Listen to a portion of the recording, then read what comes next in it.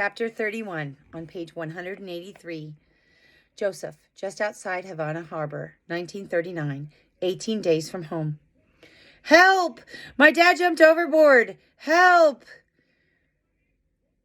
Joseph cried. Far below him, already a couple hundred yards away from the ship, Joseph's father thrashed crazily in the water. He screamed incoherently, but he wasn't calling out for rescue. On the decks below, passengers ran to the rails and pointed. The ship's siren continued to blow, and sailors ran about, but nobody was doing anything. Joseph spun around helplessly. What was he supposed to do? Jump in after his father? It was such a long way down, and he didn't know how to swim. Down below on sea deck, one of the Cuban policemen tossed his cap and gun belt aside, kicked off his shoes, and jumped headlong into the green water. He hit the ocean with a slap and a splash, and for many seconds Joseph held his breath as though he was the diver himself.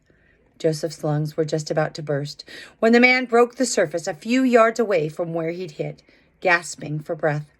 The man flipped the wet hair out of his face, spun until he had his bearings, and set off swimming for Joseph's father. Joseph's heart raced as fast as his fleet as he flew down the stairs. He pushed through the crowds and ran to the rail, but the policeman hadn't yet reached his father. A woman screamed, and Joseph followed the pointing fingers. 2 shark fins had appeared in the water. Joseph froze in terror. There were more screams as his papa sank beneath the waves, and Joseph had to cling to the rail not to collapse. One of the St. Louis lifeboats hit the water, and the ship's siren had brought motor launches from the shore, but none of them were going to be in time. The only person close enough to save Joseph's father was the Cuban policeman. Even though the sharks still circled, the policeman took a deep breath and dived beneath the waves. Joseph counted the long seconds before the man broke the surface again, this time with Papa in his arms. The passengers on the ships cheered, but Joseph's father didn't want to be rescued. He struggled in the man's arms, beating and flailing at him. "Murderers!" he cried. "They'll never take me!" But Papa was weak and the policeman was strong. One of the motor launches from the shore reached them first, and the policeman helped the other men lift Joseph's father into the boat. "Let me die! Let me die!" Joseph's father cried. The words struck Joseph like slaps to the face, and tears sprang to his eyes.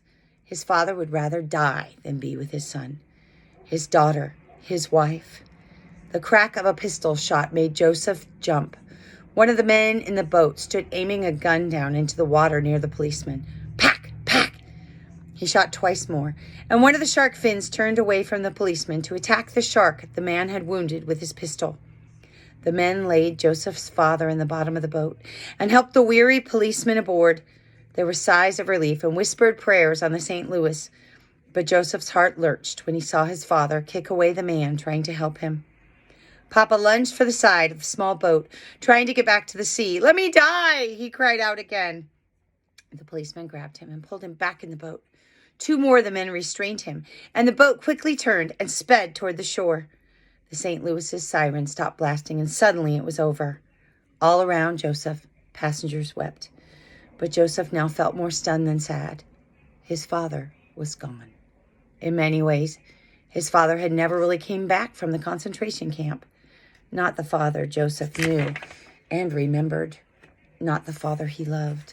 He had come back in body, but not in spirit. Joseph's father was gone. His mother was unconscious. His little sister was all by herself. And they would never let Joseph's family into Cuba now.